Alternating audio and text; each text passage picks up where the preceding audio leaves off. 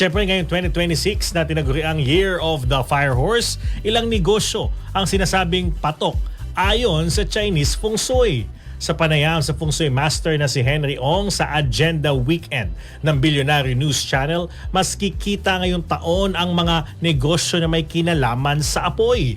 Kabilang sa mga pwedeng pagkakitaan ng mga restaurant dahil kaakibat ng pagluluto ang apoy na nagbibigay ng positibong enerhiya ngayong taon.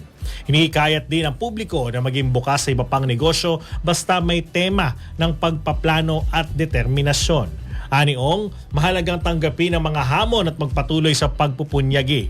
Bagamat inaasahan na magiging mabisa ang mga negosyong konektado sa apoy, ipapaalala o pinapaalala ang kalagahan na mag-ingat sa pagpaplano sa unang bahagi ng 2026. Ayun, mga